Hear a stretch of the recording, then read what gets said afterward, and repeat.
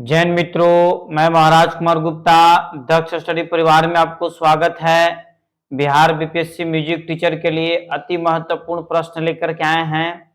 एक और चीज, 1 से 2 दिन में आपको हम बहुत ही हाईलाइटेड प्रश्न आपको बताएंगे और पूर्ण रूप से ऑन द स्क्रीन उसमें टाइम भी चलता रहेगा, इसलिए आप हमारे साथ जुड़े हुए रहें। 1-2 दिन उसको बनाने में टाइम लग रहा है, 1-2 दिन आप समय दीजिए। पीडीएफ फाइल की तैयारी में हम लगे हुए हैं और बहुत ही बेहतरीन प्रश्न आपके पास लेकर के आएंगे, इसलिए तब तक बिना समय गवाए हुए एग्जाम के मद्देनजर रखते हुए आज का प्रथम प्रश्न है, रूपक ताल कितनी मात्राओं का होता है? रूपक ताल कितनी मात्राओं का होता है? तो इसका आंसर हो जाएगा बच्चों 7। आंसर कितना हो जाएगा? 7। एक ताल कितनी मात्राओं का होता है? तो एक ताल आपको 12 मात्रा का होता है। नेक्स्ट क्वेश्चन है कि त्रिताल कितनी मात्राओं का होता है?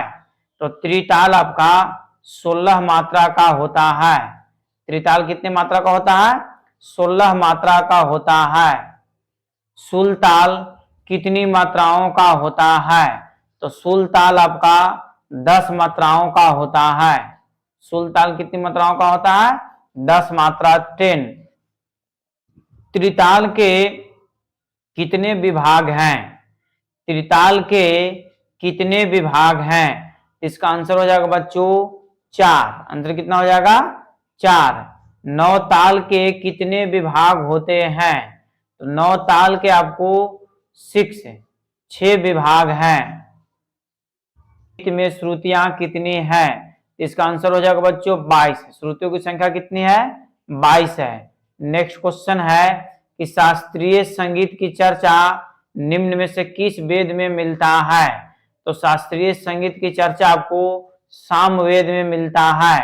नेक्स्ट क्वेश्चन बच्चों कि निम्नलिखित में कौन सा राग रात्रि में गाया या बजाया जाता है? इसका आंसर हो जाएगा बिहाग। आंसर क्या हो जाएगा? बिहाग। नेक्स्ट क्वेश्चन है कि निम्नलिखित में से कौन सा वाद्य यंत्र भारतीय मूल का नहीं है? इसका आंसर हो जाएगा वायलिन। आंसर क्या हो जाएगा? वायलिन। राग बिहाग का ठाठ क्या है? राग बिहाग का ठाठ क्या है? इसका आंसर हो जाएगा कल्याण ठाठ। आंसर क्या हो जाएगा? कल्याण ठाठ। नेक्स्ट क्वेश्चन है कि झपताल में खाली किस मात्रा पर होती है? तो इसका आंसर हो जाएगा बच्चों 6 नंबर मात्रा पर, मतलब 6। अगला क्वेश्चन है कि राग कल्याण का गायन समय क्या है? राग कल्याण का गायन समय क्या है? तो इसका आंसर हो जाएगा बच्चों रात्रि का प्रथम प्रहर। रात्रि का प्रथम प्रहर। नेक्स्ट क्वेश्चन है कि राग भैरव के गंधार तथा निषाद को अगर शुद्ध की जगह कोमल कर दिया जाए तो किस राग की उत्पत्ति होगी? इसका आंसर हो जाएगा बच्चों भैरवी। आंसर है कि राग का सबसे महत्वपूर्ण स्वर जिसका प्रयोग राग में बार बार किया जाता है उसे हम क्या कहते हैं? तो इसका आंसर हो जाएगा बच्चों वादी स्वर कहते हैं। क्या कहते हैं? वादी स्वर। अर्थात बिना वादी स्वर के बिना किसी भी प्रकार का गायन को सही तरीका से गाना संभव नहीं है। बिना वादी स्वर का प्रयोग किए बिना, ठीक है, गाना गाना संभव नहीं है। अगला क्वेश्चन है कि राग बिहाग वादी संवादी क्या है? तो राग बिहाग का ध्यान दीजिए बच्चों, सबसे पहले हम लोग जानेंगे कि राग बिहाग कब गाया जाता है। तो राग बिहाग आपको सुबह में गाया जाता है। कब गाया जाता है? सुबह में गाया जाता है। तथा इसका संवादी स्वर जो है नी, सा, म और घ है। नेक्स्ट क्वेश्चन है कि राग हमीर का गायन समय क्या है? तो राग हमीर का आपको गायन समय आपको रात्रि का प्रथम प्रहर है। रात्रि का प्रथम प्रहर है। नेक्स्ट क्वेश्चन है कि राग हमीर की जाति क्या है? राग हमीर की जाति क्या है? इसका आंसर हो जाएगा बच्चों संपूर्ण। संपूर्ण। आपको बताते हुए हम चलते हैं कि संगीत में जाति जो है 3 है। संगीत में जाति कितने हैं? 3 है। पहला आपको औडव है, दूसरा संपूर्ण है और तीसरा आपको साडव है। इसलिए आपको याद रखना है कि जाति कितनी है तो कितना टिक आउट करिएगा? 3 औडव, संपूर्ण और साडव। नेक्स्ट क्वेश्चन है कि राग भैरव की जाति क्या है? तो राग भैरव की जाति आपको है संपूर्ण, संपूर्ण, तथा राग हमीर की भी जाति आपका है संपूर्ण, संपूर्ण। याद रखना है, राग भैरव तथा राग हमीर का जाति सेम ही बताया जा रहा है, संपूर्ण, संपूर्ण। नेक्स्ट क्वेश्चन है कि राग अलहैया बिलावल की जाति क्या है? इसका आंसर हो जाएगा बच्चों साडव, संपूर्ण।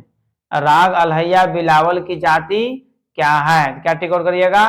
साडव, संपूर्ण।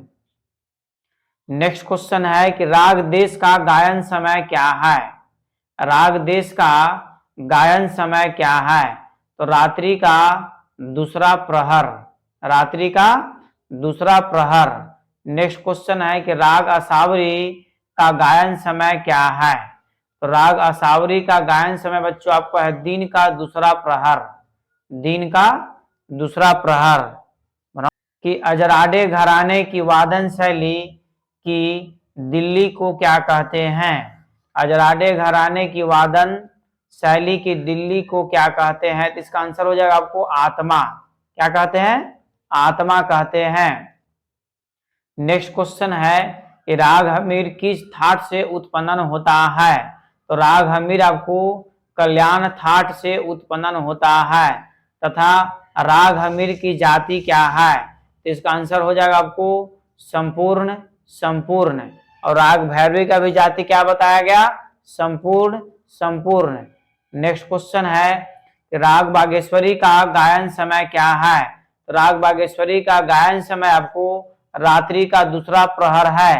नेक्स्ट क्वेश्चन मित्रों कि राग असावरी किस थाट से उत्पन्न होता है? तो राग असावरी आपको असावरी थाट से ही उत्पन्न होता है। नेक्स्ट क्वेश्चन है कि राग बागेश्वरी की जाति क्या है? तो राग बागेश्वरी की जाति आपका औडव, संपूर्ण है, औडव तथा संपूर्ण है। नेक्स्ट क्वेश्चन है कि राग असावरी की जाति क्या है? राग असावरी की जाति क्या है? इसका आंसर हो जाएगा बच्चों औडव तथा संपूर्ण, औडव तथा संपूर्ण। और राग बागेश्वरी की का भी जो जाति है औडव तथा संपूर्ण ही है। राग भैरव का वादी स्वर क्या है? तो राग भैरव का वादी स्वर आपका घ हो जाएगा। राग भैरव का वादी स्वर क्या है? घ है। राग देश का वादी स्वर क्या है? तो राग देश का आपको वादी स्वर रे हो जाएगा, रे। तथा संवादी स्वर आपको प प घ प। ठीक है। नेक्स्ट क्वेश्चन मित्रों कि राग बागेश्वरी का वादी संवादी क्या है? तो राग बागेश्वरी का वादी स्वर आपका म है, जबकि संवादी स्वर सा सा घ ग है।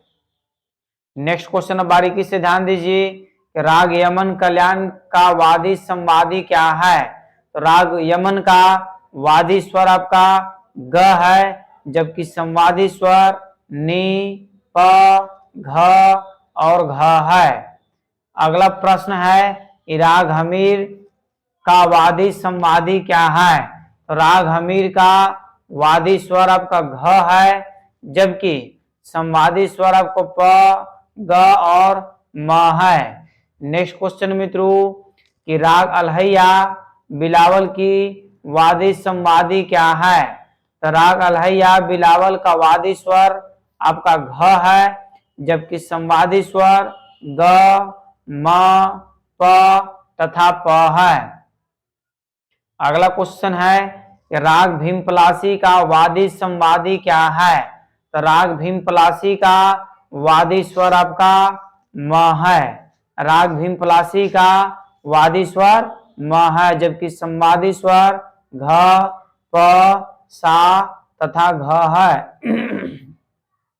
राग केदार का ठाठ क्या है? तो राग केदार का ठाठ है बच्चों आपको कल्याण, अर्थात राग केदार का ठाठ क्या? तो क्या टिक करिएगा? कल्याण। राग भैरव का संवादी स्वर क्या है? तो आपको बहुत पहले हम बता चुके हैं कि राग भैरव का संवादी स्वर रे है। अगला क्वेश्चन बच्चों कि राग देश का वादी स्वर क्या है? तो राग देश का वादी स्वर आपका प है। नेक्स्ट क्वेश्चन है कि राग कामोद किस ठाट से उत्पन्न होता है? तो राग कामोद आपको कल्याण ठाट से उत्पन्न होता है। राग कामोद किस ठाट से उत्पन्न होता है? तो क्या टिक करिएगा? कल्याण ठाट है। और लास्ट क्वेश्चन बच्चों, राग कामोद का वादी स्वर क्या है? तो राग कामोद का वादी स्वर आपको प है। इसी प्रकार का वीडियो देखने के लिए आप हमारे साथ जुड़े हुए रहें। आपको हम बहुत कम समय में अधिक से अधिक क्वेश्चन रीडिंग दिलवा देंगे, याद करवा देंगे। यदि आपसे याद नहीं हो पा रहा तो वीडियो को बार बार सुने, आपको 100% याद हो जाएगा तो हो जाएगा। एक और अति महत्वपूर्ण सूचना, 1-2 दिन के बाद हम बहुत डिजिटल तरीका से आपके पास क्वेश्चन और आंसर लेकर के आएंगे, जो आपके एग्जाम के लिए बहुत ही महत्वपूर्ण होगा। और इसका पीडीएफ फाइल तैयार किया जा रहा है। कुछ त्रुटियां आ गई थी, उस त्रुटियों को सुधार करके एक नया पीडीएफ फाइल तैयार किया जा रहा है। आप हमारे साथ जुड़े हुए रहें। आपके एग्जाम के लिए अति महत्वपूर्ण प्रश्न बता करके आपके साथ हम 100% खड़ा रहेंगे। ठीक है, तब तक के लिए आप स्वस्थ रहिए, मस्त रहिए और दुर्गा पूजा का आनंद लीजिए। और दुर्गा पूजा में ज्यादा घूमना फिरना नहीं है। आपको हम प्रतिदिन वीडियो अपलोड करते रहेंगे, आप वीडियो देखते रहें। और जो जनरल एग्जाम है बीपीएससी म्यूजिक टीचर में मैथ्स रहेंगे, रीजनिंग रहेंगे और आपको जीके जीएस रहेंगे, उसका भी वीडियो हम मैथ्स और रीजनिंग का लगातार डालते रहेंगे। आप उसको देखते रहें। जय हिंद, जय भारत।